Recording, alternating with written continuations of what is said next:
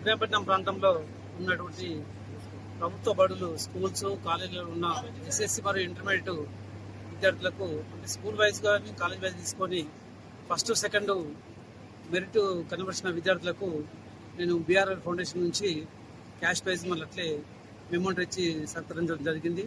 నా ఉద్దేశం ఏంటంటే ప్రభుత్వ బడులలో ఎడ్యుకేషన్ పెరగాలి, ప్రభుత్వ బడులలో నిరుపేదలకు మంచి విద్య, నాణ్యమైన విద్యను అందించాలి. ప్రైవేట్ స్కూల్లో ధీటుగా కూడా ప్రభుత్వ బడులలో ఇప్పుడు ప్రైవేట్ స్కూళ్ళలో ఇంతకుముందు ఇంగ్లీష్ మీడియం ఉండే, ఇప్పుడు ప్రభుత్వ బడులలో కూడా ఇంగ్లీష్ మీడియం ఉంది. కాబట్టి సిలబస్ ఎక్కడైనా అదే, ప్రైవేట్ స్కూల్లో సిలబస్ గదే, గవర్నమెంట్ స్కూల్ సిలబస్ గదే. కాబట్టి నాణ్యమైన విద్యను అందించి క్వాలిఫైడ్ టీచర్లను పెట్టి మరింత మెరుగుపరచాలని చెప్పి ప్రభుత్వానికి ఈ సందర్భంగా విజ్ఞప్తి చేస్తున్నాను. ఇంకోటి ఏంటంటే education is the most powerful weapon. కాబట్టి ఎడ్యుకేషన్ కు రాష్ట్ర కేంద్ర ప్రభుత్వాలు వీలైనంత బడ్జెట్ ను అంటే మొట్టమొదటి ప్రాధాన్యతగా విద్యకు బడ్జెట్ కేటాయించి మరి ప్రభుత్వ రంగ సంస్థల్లో ఉన్న స్కూళ్లను, కాలేజీలను బలోపేతం చేసి మరి ఏదైతే గతంలో కేజీ టు పీజీ విద్య అన్నారో అట్లా అందరూ కూడా విద్యను సాకారం చేస్తారని చెప్పి ఈ సందర్భంగా నేను ప్రభుత్వాన్ని విజ్ఞప్తి చేస్తున్నాను.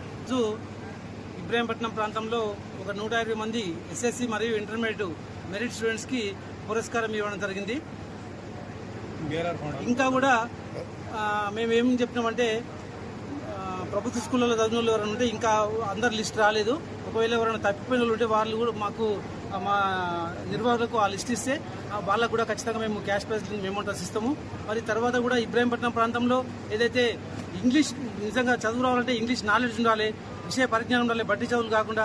మరి అట్లాంటి సందర్భంలో నేను అందరిని ఎంకరేజ్ చేయడానికి ఇబ్రాహీంపట్నం ప్రాంతంలో మరి ఒక సండే రోజు ఎవరైనా నిర్వహిస్తే మంచి కోచింగ్ ఇవ్వాలని చెప్పి అందరికీ ఇంగ్లీషు సబ్జెక్టులో భాషా ప్రావీణ్యం పెంచడానికి నా వంతు నేను ప్రయత్నం చేయాలని చెప్పి సంకల్పిస్తున్నాను. దానికి త్వరలోనే ప్రారంభిస్తాను.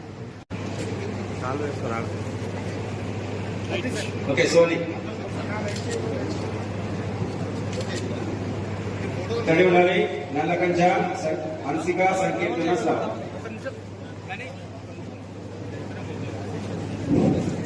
అన్న ఇక్కడ చూడండి.